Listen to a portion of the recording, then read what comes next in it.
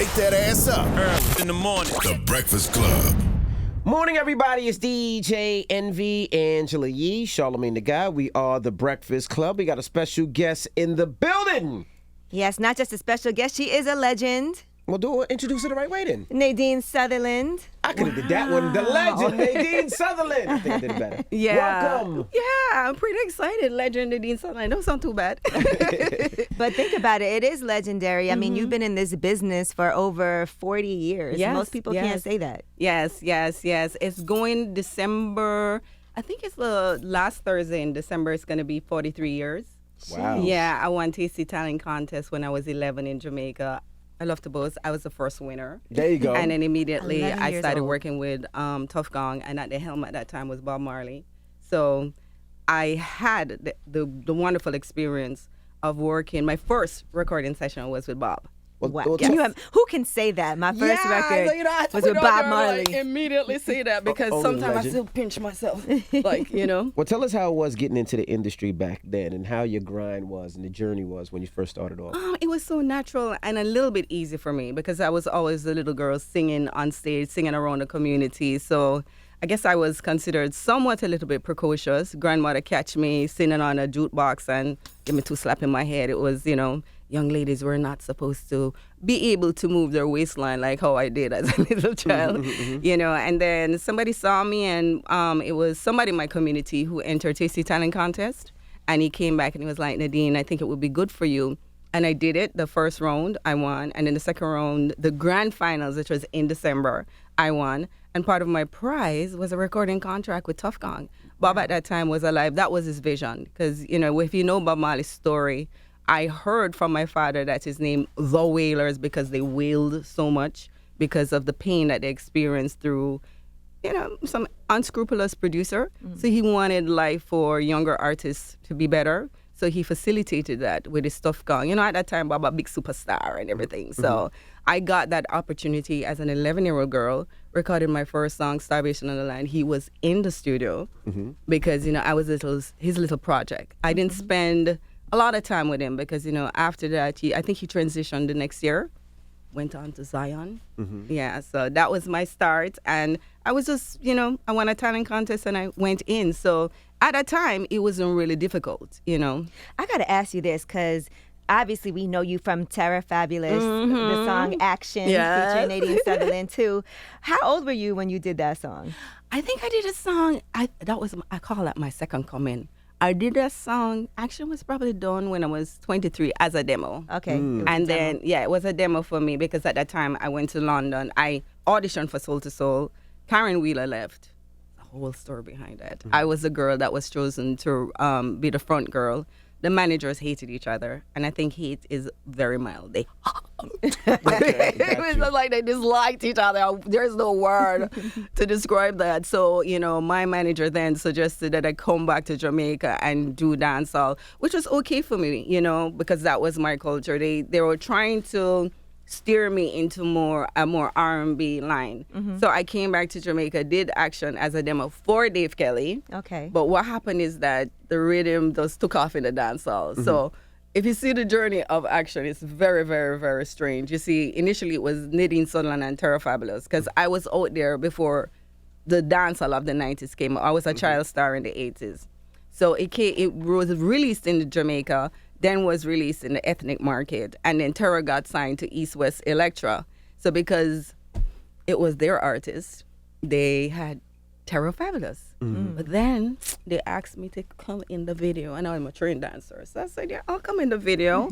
I'll go in the video. And I took on the responsibility of getting the dance together, the choreography, because I did modern and ballet and African and dancehall dance. So I was like, yeah. So they only had Terra Fabulous, but I think I showed up and showed out. Oh, yes, you did. Yeah, and by the time they signed me. So initially, when it burst in the scene, it was Terra Fabulous. And then after, when they signed me, see, Terra Fabulous featuring Nadine Sutherland. So that's a history of Action, and it's still being a history. Because I still can't believe that it's still a hot record. And I'm like, still, you God. actually did the dub plate for Kamala Harris for her campaign too. With I Action. did. With Action, I was asked, and yeah, I did. Yeah. Did you get paid the money you were supposed to get paid back then? Because I remember, especially all the artists, like, it just felt like records just kept coming and then nobody was signing them and it was just dub plates and they were just taking off. Did you actually get paid in royalties and publishing, things like that? I didn't write action, so I wouldn't get the publishing. Okay. But then when I found out about performance royalties, which as a performer on the song, I think it was a little bit too late in terms, I do still get royalties from action, but I believe that if I understood the business a little bit more, I would probably be a little bit richer. Okay. Which we ain't complaining. We like money. So, so. Now, you also were on Wicked Dickie. Yeah. That's another classic song. And I remember singing that as a kid, not knowing what I was talking about. Angela, that's another story, though, with Wicked Dickie, though. Because Wicked Dickie, it was Wicked and Wild, a nice, wonderful song. Ooh-wah, ooh-wah, ooh-wah. And Buju had Dickie Dickie. So I was in London 1 year. And I was at my friend's house, and I went to a Jamaican recording studio, record selling place. And the man said, congratulations. Record store. Mm-hmm. The man said, congratulations on your #1 song with Buju Banton. And I'm like, what you talking about, sir? And that time I think some stush, back in Jamaica, you should speak a certain way, young ladies. I was like, sir, I don't have a song with Buju Banton. I'm like, my girl, you have a song with Buju Banton. I'm like, sir, I do not have a song with Buju Banton. The man started to get angry and all kind of ways with me. And I'm saying, I'm going to play your song. By that time, he was heated.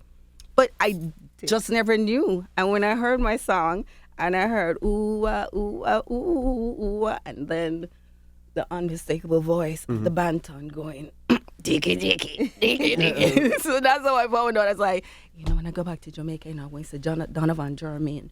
I'm going to have it out with him. So that's how I learned that I had a song called Wicked Dickie. And he won't perform that song anymore now, right? Because I guess ever since, he came home, he doesn't do those songs, like anything. I have no idea. We haven't performed it. Oh, really?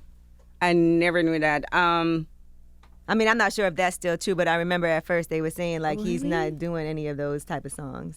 When I perform it, it's the funniest thing. I perform my song, and then the crowd will nicely just do Buju Pop because it's such an iconic song. So it is like, I'm like, ooh, and then the whole crowd will go, Dickie, Dickie, Dickie.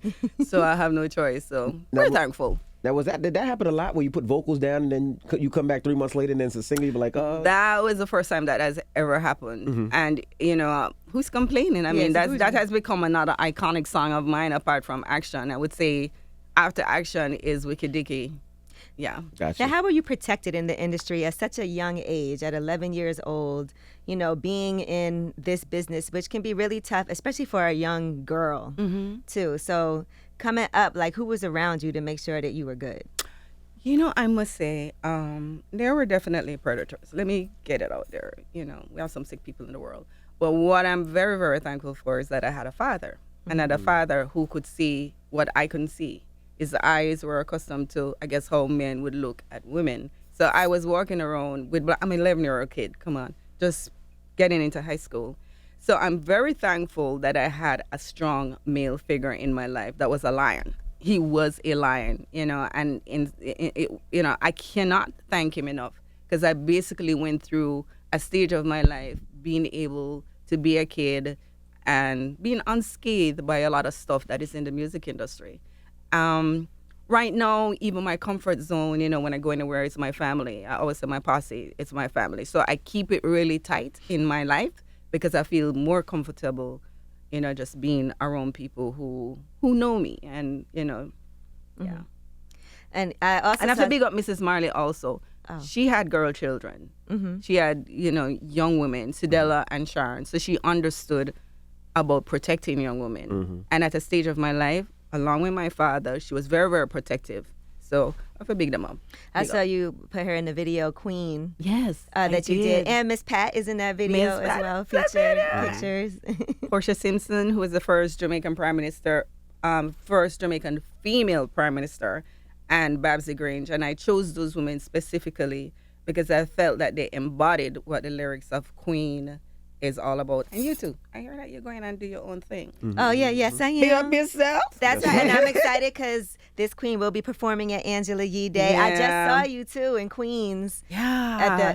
I was like, oh wait, is that Nadine Sutherland up there? I wasn't sure if they were playing your music or if you were performing it at first. And then I was like, oh, she's really here.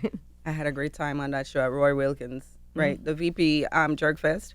Yes. I'm still living it because I got a chance to bubble. I was like, oh my God, any opportunity to wind up myself is wonderful. Do you still enjoy it? You still enjoy traveling and performing and getting on that stage and whining and dancing? I do. And, I'm really thankful. Like, every day for me as a performer is a blessing because I basically am able to do what I could do years ago. I'm a trained dancer. I'm into exercise. Your knees hurt though at all? Not one way. That's amazing. Not one thing. But I protect it because I know that, it's like it's getting there. It's like, okay, not going to do the extra squats. I got you. Right. But every day is a blessing for me. Even like I was saying to my friend from VP, Neil, I was pinching myself. I was like 3 years ago, I did my master's. I was the director for the performing arts at a school. And here, man, I'm on the Breakfast Club. Oh my God. I'm like, I never even thought in my life that at this stage that I would be still in music. So I always say music chose me. It's like my destiny. And I'm just a little small part in it just being played out. And when it did slow down, because obviously it did slow down. Yeah, man. What did you do during that time? Because it feels like... school. You said school? Go school. Got a master's. You went to UWI, right? Yeah, I went to the University of the West Indies, and I was like, okay, so all right, you have to change course. Right now, it's a different kind of life.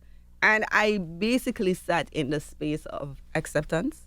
And I was like, okay, if this is what you planned for me, God, this is what it is. And then the phone started ringing again. I don't even know what happened. I can't even tell you what happened. I know that it was coming up to Nadine 40th, 40 years that I was in the music industry. And I guess, teaching got disrupted. That's another story. And I went home and I'm like, I owe it to myself. I owe it to my legacy. I owe it to the energy of Bob. I owe it to the energy of Rita, of all those people who stood with me, my parents, to celebrate my 40th year. It was going good. The machinery was going. And then all my friends, I was going to have this big show in Jamaica. Sparga said yes. Vegas said yes. Marcy said yes. Third World, I was really psyched. Corporate Jamaica was coming on board. And the wonderful thing named COVID come. COVID hit. No. Goodness gracious. COVID just come. And then Jamaica said, COVID mash up my life. It did mash up my life. But, like for 1 week, I was knocked down because the reality of that, the 40th year and everything that I was planning. And then I don't know what happened. It's just old music started releasing. I started doing interviews and I did Queen because I thought that Queen exemplified my life and a lot of women's life and the story of what we've been through. And I don't know. I'm here this morning. I don't know. I can't tell you. It was like, there's no way. I was like, I can't tell you anything. So how impressed were your parents when you were 11 years old? And did they get to meet Bob Marley and come? And... Oh, God. My father found out. I bet. He found out because, my father, back in the days, still is a Pan-Africanist. And, then had Rastafari ideals, became a Rastafari later in his life. So, he's a man of the 70s. And if you understood the cultural context of what popular culture was like a lot of Rastafari, a lot of Pan-Africanism. So he was a man of his time. Mm-hmm. So when he met Bob, when I was 11 when I met Bob, so I was like, okay, Bob Marley. My father was like, basically wanted to kiss his feet because that was his hero, So I don't think my mother met Bob, but my father Your sure father did. definitely did. Yes. I gotta ask you, what is your diet like? You look amazing. Just to see, just even from when you were younger up until now, like, what's your self-care routine? My self-care routine is, I say I'm a flexitarian. Mm-hmm. So I can go vegan for a while, and then I eat seafood, but I don't go over. I'm not an excessive eater, and I'm not an excessive eater of carbs. I don't smoke. And I take my red wine in the evenings, probably. I don't excessively drink. Okay. I drink a lot of water. And, I dance back in the day, so I still go dance classes. I still go to the gym. I still do a lot of cardio because, especially now that I'm getting back on stage. And when the music hit me, I feel no pain. I love to dance and I love to entertain. So that too. But I think a lot have to do in my mindset. I'm a meditator. I'm into spiritualism. I remember I wanted to see Charlamagne. I wasn't to say that interview he did with Deepak Chopra was so impressive. Mm-hmm. So I really try to keep myself in a zone of positivity and just like, I believe that good health is a holistic thing. Mm-hmm. It's a mind-body thing, and I'm into all of that. So I think that has helped me. When my did you spirituality. realize you made it? What was the first time that you were like, wow, I made it? Was it in Envy, you know, the say me no think so I make it yet. You It's made like, it. You did. No, she's made it. Yeah. Yeah, so when did you realize? Was it your first show, in Don't Jamaica? know. Was it your first show in London, in the U.S.? Was it I've never your even- feature? Or like, when was the first time you were like, wow, I made If it? I can tell you the truth, me not even think so I make it yet, because my career has been, seen so many highs, seen so many lows.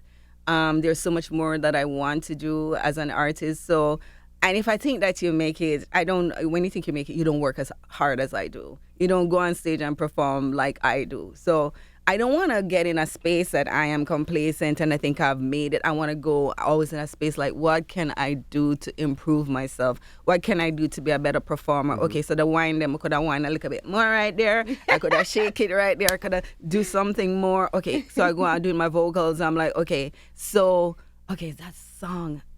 Like some people, they can't deal with me when I'm doing my vocals because like, you're so excessive. I'm like, this is going to be on record for the rest of my life. Mm-hmm. So I don't think I've made it because I don't want to get in that space. No, I'm making it. Now you talk about whining, right? So Mm-hmm. as a young girl, young girls whine. Yes. In America, I guess they would twerk. Yeah. The other day, I guess somebody was performing at a high school and people had a It was problem Erica with Banks. her. If she Right. was 23 years old. I didn't have a problem with it because when I was in high school, my wife was whining on her head. You know what I mean? Like Right. that was the dance back Right, then. right. I didn't see anything wrong with it. So what do you tell? Because even you said your grandmother or your mother popped you when you were Right, whining. right, So what do right. you say to those people? Because that's The funniest culture. thing, I did cultural studies, and one of the things that I recognize is what you call cellular memory. Mm-hmm. And people who have Africa in them, and that don't necessarily means that it's in your blood, but it's also in your culture. Like some places of Latin America, I notice a lot of people whine. We use our buttocks, and we twerk. People who are exposed to that kind of culture. Unfortunately, people sees through different lenses, and you see it, and it's associated with a kind of life, and unfortunately, it is usually complemented with a certain lifestyle.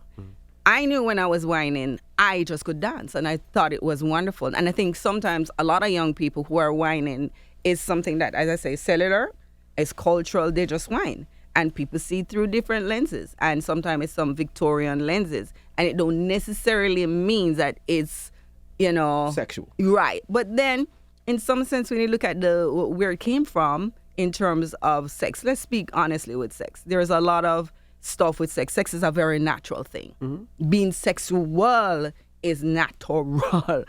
I guess there are narratives that they associate it with, and I guess in some sense, when you associate sexuality with certain narratives, it becomes this darkened, evil thing, which it's not. In Africa, it was celebrated as something as natural. So when you do like that, it's life. This is how you came. This is how I came. It's a part of life. Sexuality is a part of life. Unfortunately, some things are now attached to it.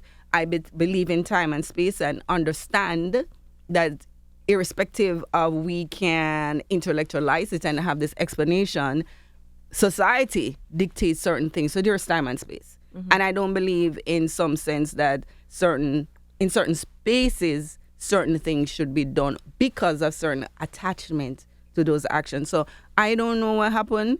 You're giving me a very, very wide thing. I'm just asking about the dance. I was just giving an example. Yeah. Okay. The dance, whine away. Now, What about going to carnival, right? And so let's just say, my man goes to carnival, and then I see video of him all up on these girls, and he's like, no, it's nothing. That's just the culture of it, and that's It's the what culture of it. But again, I don't know if my man go carnival and I see my home pom woman, I go appreciate it. Let's be honest. It's like, okay, honey, and So It's a no. And you're not gonna let anybody grind up on you. No. What about daggering? No. No. You're not going to dagger me. You're not going to wind up on me. I believe in some sense that if I choose somebody to dance and dagger with, probably I'm from a different kind of age group and a different kind of mentality, but I don't want no man come behind me and come dagger me or whatsoever, and not for entertainment purposes at all. I was going to ask, what are your thoughts on Afrobeats? Because Afrobeats... Niceness. So it comes from dancehall, it feels like, right? Yeah.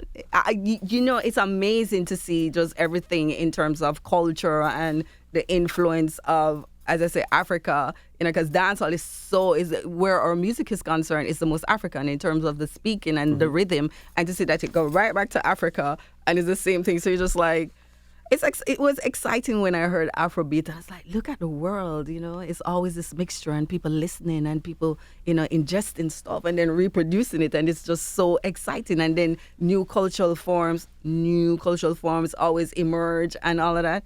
I sound like a cultural studies scholar. All right, I don't know. What do you like today? Like, what younger artists are you like, okay, they're next. I would love to work with them. Well, Coffee is the next. She's doing what she's doing. I love Coffee. I love everything about her as a writer.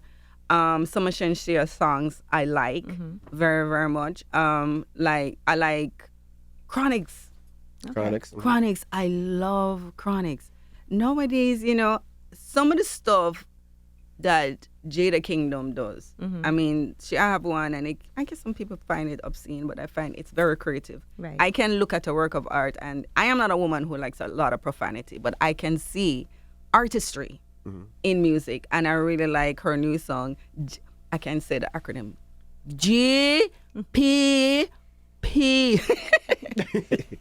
How you like Thames? Who? Thames? Who named Thames? You probably heard the song. She's on the Essence song. With Wizkid. She's an Afrobeats artist. I'm gonna check her out. Probably I hear her and I don't know her name, because a lot of artists I know their songs, but I'm not really familiar with their name because it's so unimportant. I just always listen she's to on music. the Essence record. She starts off the Essence record. Okay, cool. I'll check her out, man. And who is your Mount Rushmore of dancehall artists? So I'm stuck in the 90s, all right? That's cool. fine. I'm stuck in the 90s. Put your band on. Okay. Sizzla Kalanje. Where's the take photo? Terror Fabulous. Terror Fabulous. One more. I'm trying to think about artistry with writing and all of that. I like Bounty. His essence and his presence and everything that he comes with, and Mr. Miserable back in the days, his whole He's got that unique voice. Yeah, the voice and the whole posture was, that menacing thing. I think that, So you love the verses with Bounty Killer and Beanie Man. Oh my God. One more, Beanie Man.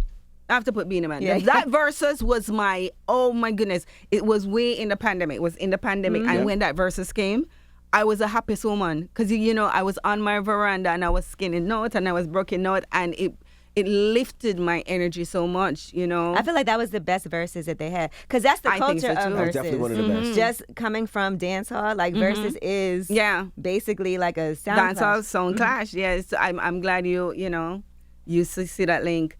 Yeah, it was so incredible for me. I just remember. And the police kept coming and knocking. Why is that? You want to be that guy? When Beanie Man said, I was like, don't be that guy. You want to be that guy? Don't be that guy. It was like wicked. I love Beanie. I saw Snow did an interview with Vlad, and he was talking about how Anything for You, how that song is really, and at first it was just you featured on that song. Yeah. And that's what really got him to cross over, where they respected him in Jamaica after doing that song, because he was going really hard. He's from, I think, Canada. Yes, he's from Canada. So how did you end up getting on that song? I was signed to East West Electra, and they were about to put up my project. That's before, I don't know what politically happened at that time in my life. So they thought that, after Action, to feature me on Snow, which, had a big hit with Informer, it would be nice, to expand my market. So I ended up on that song, Nadine Sutherland, Snow, I'll never forget that song. And then they had a remix. Oh my God. And I have to put up, they showed up, but they showed out. All the lyrics that you heard and the performance was done right there. They taped, they wrote, they DJ, they did everything and filmed at the same time. So that's why sometimes when it comes on to the 90s artists, I tend to be like, I'm not, just like giving them the honor and the praise, because I see them in their mastery. And especially at that moment, you could have give your heart, mind, and soul right on the spot. Yeah. That was done. So they just wanted me to show up being cute. So that's what. And you're good friends with Tanya Stevens too, right? Is that? I can't say she's my good friend. We respect each other artistically, and we respect each other as women. I love what she has done in being very honest and candid about her journey in terms of, being an abuser and taking control and, taking control of it artistically. I mean, as a writer, she's just there, and she read me too. So we read each other as women. Can't say she's my friend. I'm not going to go to her house. She don't come to mine. Gotcha. But when we see each other, it's mutual respect and love, because she's one of our best. Were there other women in the business that you actually would consider like, that's my homie? To tell you, one woman that I will consider that is my homie is Lady G. We don't see each other a lot, but she's a very, very nice person. As I said before, I'm not a person who you see a lot. I don't. I tend to be with my family. That's my comfort zone. So even like some of the industry stuff, sometimes I really don't even go, I just like show me. up. Yeah. But on stage now, you'll think I'm a party girl. I'm good at watching videos. So that's it. So I'm not really a Lady G in terms of, she's a very sincere and beautiful heart. She's really, really a beautiful person. Now, before you came back to Jamaica, like you said, to do dancehall after you had left, what type of music were you supposed to do? They thought I was supposed to do some R&B, some Whitney Houston stuff, because they thought I somewhat had a voice for that, which is songs. Didn't sound that bad. I revisited one, Simon, who worked with Soul to Soul. He did an album, and I got to do the song. I actually auditioned for Soul to Soul and got the part. I did it on the album. I don't remember the name of the song. It's so many things happened in my life. Gotcha. So you were going to be part of Soul to Soul? I was going to be the next Karen Wheeler. That's right. Oh, yeah, you did say Karen Wheeler. Okay. So what should people expect from you this weekend? Of course, it's Angela Yee Day. She does this each and every year. And what should the people expect from you? Well, they should expect me. Be bringing who I am. I love performing. I love my stage. I love everything that I do. Whining and dancing and singing. Now, last year, Angela Yee had was a grandmother out there whining. She needed some help. But I think you should do she was with Noah Poa, and she definitely got on the ground and was going crazy. I think you should do a class before, like right before, you teach people how to whine. Yeah. And then you go in. All right. I probably have a whining competition. I might do that. Yes. And can guys whine? No, guys can't whine. Of course they can. Yeah, I always see guys whining, especially now. It's okay. Back in the days, man and man never did want whining. It's just like, it's like, I was just like, no, only women whine. It's has changed so much drastically, because I'm seeing men whining and they're doing a very, very good job of whining. So yeah, man can't whine. Why you ask me, Envy, you want to whine? No. No, but Envy drag you up in on Saturday and say, come do a bad whine, Envy. Envy could do it. Envy wears a waist trainer. I do not wear a waist trainer. I do not wear. We actually have video. It was a joke. Oh my God. It was a joke. Nadine Sutherland, we appreciate you. And I appreciate you so much. I can't even thank you enough for just being available to do this for me. It means a lot to the community. I know everybody's going to be super hyped to see you. I know I am. Super hyped to be there. And congratulations. You're such a queen. I really hope you listen to that song. Oh, I did. I watched the video, listened to the song. I love it. Big up yourself. I'm proud of you. Thank you. And shout out to VP Records, too. Big up VP Records. Big up Neil. Big up Richard. Big up Chris. Big up Miss Pat. If I start, I'm going, be here for the whole. That's right. Well, it's Nadine Sutherland. It's The Breakfast Club. Good morning.